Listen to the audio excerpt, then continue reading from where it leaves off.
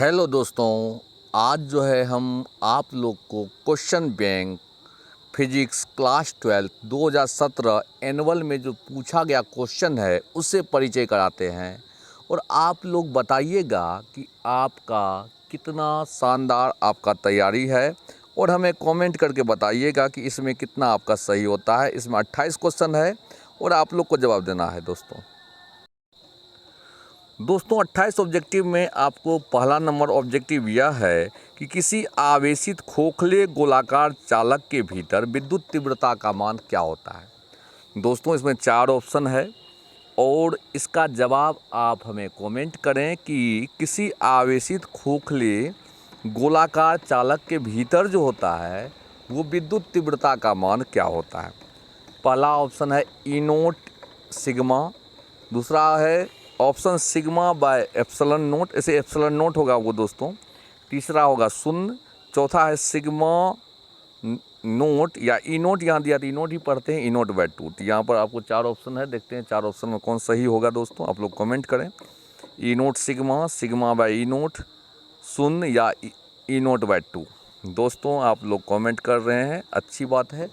और 2017 में जो ऑब्जेक्टिव पूछा है 2017, 16, 15 यानी 9 तक के ऑब्जेक्टिव को आप जो है मतलब सदैव जिस प्रकार से आईना देखते हैं उसी प्रकार से आप लोग को डेली देख लेना है और प्रैक्टिस करते रहना है, ताकि आप लोग को 35 में 35 ऑब्जेक्टिव आपको फाइनल एग्जाम में सही हो। दोस्तों इसका सही जवाब जो है आप लोग भेजे हैं शून्य, इसका सही जवाब होगा। किसी आवेशित खोखले गोलाकार चालक के भीतर जो होता है वो विद्युत तीव्रता शून्य होता है। ठीक है दोस्तों, क्वेश्चन नंबर सेकेंड आते हैं।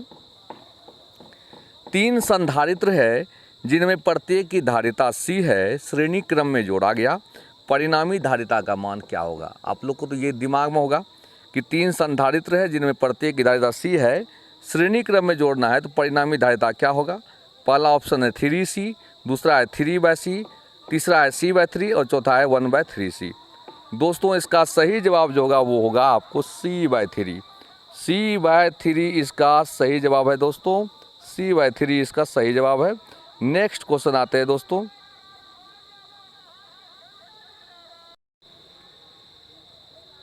क्वेश्चन नंबर थर्ड आते हैं दोस्तों। 2 सेलों को जिनके विद्युत वाहक बल E1 तथा E2 है और आंतरिक प्रतिरोध R1 और R2 है, समांतर क्रम में जोड़ा गया, इसका समतुल्य विद्युत वाहक बल क्या होगा। दोस्तों 4 इसमें ऑप्शन है और इसका सही जवाब क्या होगा आप लोग कमेंट करें कि 2 सेल को जिनका विद्युत वाहक बल है E1 और E2 और आंतरिक प्रतिरोध R1 और R2 है, इसको समांतर क्रम में अगर जोड़ देंगे तो उसका समतुल्य विद्युत वाहक बल क्या होगा। दोस्तों इसका सही जवाब जो होगा वो आपको भेजिए जल्दी से, और इसका सही जवाब होगा बी नंबर, यानी E1R2 प्लस E2R1 बटे R1 प्लस R2। ठीक है दोस्तों, क्वेश्चन नंबर 4 आते हैं। प्रैक्टिस करते रहना है दोस्तों। एक लोह चुंबकीय पदार्थ की चुंबकशीलता म्यू नोट होता है। लोह चुंबकीय पदार्थ की चुंबकशीलता म्यू एक लोह चुंबकीय पदार्थ की चुंबकशीलता म्यू होता है दोस्तों। इसमें पहला ऑप्शन है म्यू डबल ग्रेटर 1, दूसरा है म्यू इक्वल 1, तीसरा है म्यू लेस 1 और चौथा है म्यू इक्वल टू 0। दोस्तों इसका सही जवाब क्या होगा। लोह चुंबकीय पदार्थ की चुंबकशीलता जो होता है वो क्या होता है, आप लोग कमेंट करें। और इसका सही जवाब जो होगा दोस्तों, इसका सही जवाब होगा म्यू डबल ग्रेटर 1। लोह चुंबकीय पदार्थ की चुंबकशीलता जो है 1 से काफ़ी अधिक होता है, दिमाग में रखना है दोस्तों। क्वेश्चन नंबर 5 आते हैं। ध्रुव प्रबलता का SI मात्रक क्या होता है। ध्रुव प्रबलता का SI मात्रक क्या होता है। पहला ऑप्शन है न्यूटन, दूसरा है न्यूटन प्रति एम्पियर मीटर, तीसरा है एम्पियर मीटर और चौथा है टेस्ला। दोस्तों ध्रुव प्रबलता का SI मात्रक आप लोग जल्दी से कमेंट करें, इसका सही जवाब क्या होगा। अब लोग बताइएगा कि 28 में आपका कै गो सही हुआ, कमेंट हमें ज़रूर कीजिएगा प्लीज़। ध्रुव प्रबलता का SI मात्रक जो होता है दोस्तों वो होता है एम्पियर मीटर। ठीक है दोस्तों, 100% करेक्ट है। क्वेश्चन नंबर 6 आते हैं दोस्तों। विद्युत हीटर में जिस तत्व का व्यवहार किया जाता है उसे क्या कहते हैं और वह क्या होता है। विद्युत हीटर में जिस तत्व का व्यवहार करते हैं वह क्या होता है। तो दोस्तों ऑप्शन आपके पास 4 है, तांबा, प्लेटिनम, टंगस्टन, नेक्रोम। दोस्तों विद्युत हीटर में किस तत्व का व्यवहार किया जाता है, सही जवाब बोले दोस्तों, इसका सही जवाब होगा नाइक्रोम। ठीक है दोस्तों। क्वेश्चन नंबर 7 आते हैं, शोषित विद्युत ऊर्जा जो है वो क्या होता है। शोषित विद्युत ऊर्जा यानी ऊर्जा का क्षय जो होता है वो किसके समानुपाती होता है। पहला है विभवांतर के समानुपाती होता है, दूसरा है विभवांतर के व्युत्क्रमानुपाती होता है, तीसरा है विभवांतर के वर्ग के समानुपाती होता है, चौथा इनमें से कोई नहीं। तो दोस्तों इसका सही जवाब जो होगा वो होगा विभवांतर के वर्ग के समानुपाती होता है। शोषित विद्युत ऊर्जा जो होता है वो विभवांतर के वर्ग के समानुपाती होता है। ठीक है दोस्तों, यानी Q जो है वो समानुपाती होता है V² का, विभवांतर के वर्ग का समानुपाती होता है। क्वेश्चन नंबर 8 आते हैं, व्हीटस्टोन ब्रिज से क्या मापते हैं दोस्तों।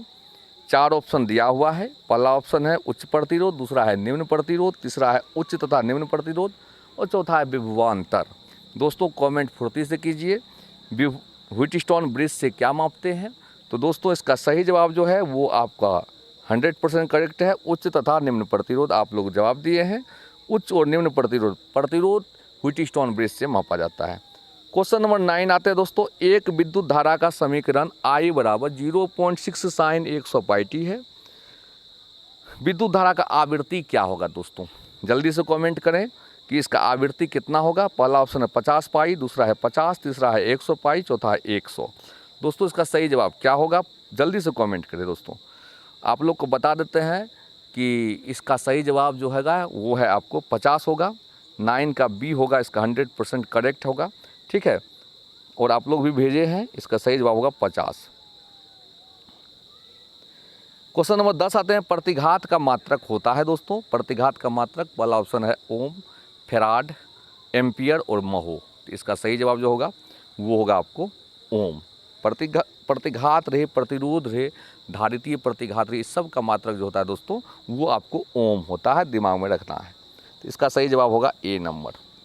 फुर्ती से कमेंट कीजिए, कमेंट में शर्माइए नहीं और जल्दी जल्दी कमेंट कीजिएगा तो आपको प्रैक्टिस हो जाएगा और अच्छा रिजल्ट आपका आएगा। दोस्तों आपको 2009 से लेकर 2021 तक के सभी ऑब्जेक्टिव का हम वीडियो बनाकर दे देते हैं। प्रैक्टिस करते रहिएगा, आप चलते फिरते भी प्रैक्टिस करते रहिएगा। जब मन होगा आप उसको देख लीजिएगा, कभी दिक्कत नहीं होगा। और इसको प्रैक्टिस करिए, मन पॉकेट बुक इसको समझ जाइए इस वीडियो को, और इसे आपको जब मन होगा तब प्रैक्टिस कर लीजिएगा। ठीक है दोस्तों। क्वेश्चन नंबर 11 आते हैं, शीर्ष धारा I0 और वर्गमूल धारा यानी IRMS में संबंध क्या होता है। शीर्ष धारा है I0 और वर्गमूल धारा है IRMS, इसमें क्या संबंध है। पहला है I0 बराबर √2 IRMS, दूसरा है I0 बराबर IRMS, तीसरा है I0 बराबर 2 IRMS और चौथा है I0 बराबर IRMS बटे √2। दोस्तों इसका सही जवाब क्या होगा, और आप लोग जानते हैं इसका सही जवाब, आप लोग पढ़े हैं, इसका सही जवाब होगा I0 बराबर √2 IRMS, क्योंकि IRMS का फॉर्मूला होता है I0 बाय √2। I0 बाय √2 होता है तो I0 बराबर क्या होगा, √2 गुना IRMS। क्वेश्चन नंबर 12 आते हैं दोस्तों, एक निकट दृष्टि दोष से ग्रसित व्यक्ति स्पष्ट देखने के लिए क्या व्यवहार करता है। एक निकट दृष्टि दोष से ग्रसित व्यक्ति स्पष्ट देखने के लिए क्या व्यवहार करता है। पहला है उत्तल लेंस, दूसरा है अवतल लेंस, तीसरा है बेलनाकार लेंस और चौथा है द्विनाभ्यांतर लेंस। निकट दृष्टि दोष को दूर हम किस लेंस से करते हैं, तो आप लोग को पता होगा निकट दृष्टि दोष में हम लोग यूज करते हैं अवतल लेंस का, यानी 12 नंबर का जो है सही जवाब होगा वो बी होगा। ठीक है। क्वेश्चन नंबर 13 आते हैं दोस्तों, 2017 का है दोस्तों, इसको बढ़िया से प्रैक्टिस कर लीजिएगा, अच्छा क्वेश्चन है इसमें। कांच से हवा में प्रवेश करते समय प्रकाश का क्रांतिक कोण सबसे कम किसका होता है।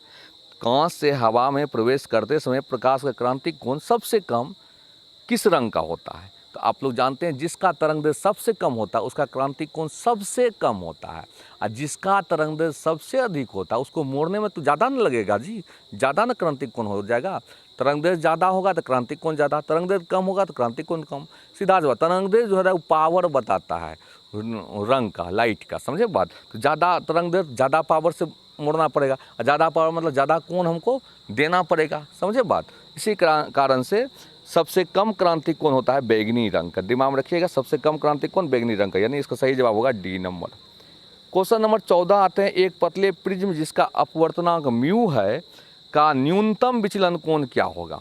न्यूनतम विचलन कोण डेल्टा कहते हैं, और न्यूनतम विचलन कोण का फॉर्मूला क्या होगा दोस्तों, आपको 4 ऑप्शन दिया हुआ है। पहला ऑप्शन है 1 माइनस म्यू ए, दूसरा है म्यू माइनस 1 इंटू ए, तीसरा है म्यू प्लस 1 इंटू ए और चौथा है म्यू प्लस 1 इंटू ए स्क्वायर। तो इसका सही जवाब जो होगा दोस्तों, इसका सही जवाब होगा म्यू माइनस 1 इंटू ए, यानी बी नंबर। ठीक है दोस्तों। क्वेश्चन नंबर 15 आते हैं दोस्तों। प्रकाश के अनुप्रस्थ रंग प्रकृति पुष्टि किसका करता है? अनुप्रस्थ रंग प्रकृति पुष्टि किसका करता है?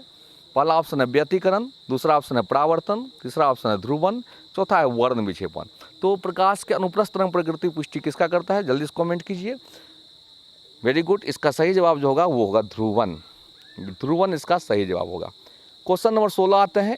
एक लेंस म्यू बराबर 1.5 नाभ्यंतर हवा में 20 cm है और इसका नाभ्यंतर एक माध्यम जिसका अपवर्तनांक 1.5 है, उसमें क्या उसका नाभ्यंतर होगा, यानी उसका फोकस कितना हो जाएगा? नाभ्यंतर को हम लोग फोकस दूरी कहते हैं। ठीक है दोस्तों। तो एक लेंस जिसका अपवर्तनांक 1.5 है और उसको हम 1.5 माध्यम में रखते हैं, मतलब जितना लेंस का अपवर्तनांक है उतने माध्यम अगर रखते हैं तो उसका फोकस दूरी क्या हो जाएगा? यानी यहाँ पर μ2 भी आपको 1.5 है और μ1 भी आपको 1.5 है। इस स्थिति में अगर आप इसको सॉल्व करते हैं तो आप लोग को लेंस में का फॉर्मूला याद होगा दोस्तों, 1/f बराबर म्यू माइनस 1 होता है। तो म्यू की जगह हम μ2 बटे μ1 लिखेंगे। तो μ2 का मान भी 1.5 और μ1 का मान भी 1.5 और माइनस 1 और इंटू में 1/r1 घटा 1/r2 हम लिखेंगे, 1/r1 और घटा 1/r2 लिखेंगे। अब ये दोनों कट जाएगा तो यहाँ बचेगा 1 में से गया 0, यानी ये टोटली हो जाएगा 0। तो 1/f न है आपको 0। अगर हम कहेंगे f क्या हो जाएगा तो f हो जाएगा, ये पलट दीजिए 1/0 और 1/0 का मान होता है अनंत। समझे बात? तो अगर मान लीजिए ये हम कहना चाह रहे हैं, अगर जितना लेंस का अपवर्तनांक है उतने ही अपवर्तनांक में अगर हम कोई लेंस को रखते हैं तो उसका नाभ्यंतर यानी फोकस दूरी अनंत हो जाता है। ठीक है। लेंस में का फॉर्मूला से इस बात को हम साबित कर दिए। ठीक है। तो यानी 16 का सही जवाब जो होगा वो डी होगा दोस्तों। दिमाग में रखिएगा, बढ़िया क्वेश्चन है। 17 नंबर देखिए। विद्युत चुम्बकीय तरंग के संचरण की दिशा होती है। इसमें 4 ऑप्शन है, जल्दी देख लीजिए और इसका सही जवाब भेजिए कि विद्युत चुम्बकीय तरंग की संचरण की दिशा क्या होगी दोस्तों।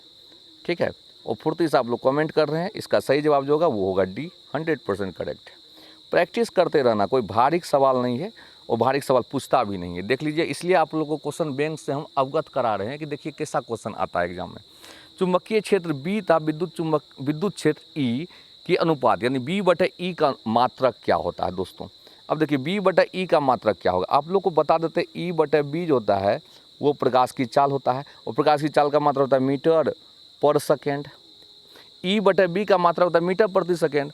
अब अगर हम B/E करेंगे तो ये पलट जाएगा सेकेंड पर मीटर, और सेकेंड पर मीटर को हम लिख सकते हैं सेकेंड मीटर पावर -1।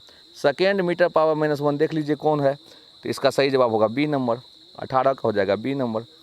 19 नंबर आइए। उत्सर्जित फोटो इलेक्ट्रॉन की ऊर्जा निर्भर करती है दोस्तों। उत्सर्जित फोटो इलेक्ट्रॉन की ऊर्जा किस पर निर्भर करती है? तो आप लोग जानते हैं फोटोन की ऊर्जा E बराबर होता है hν।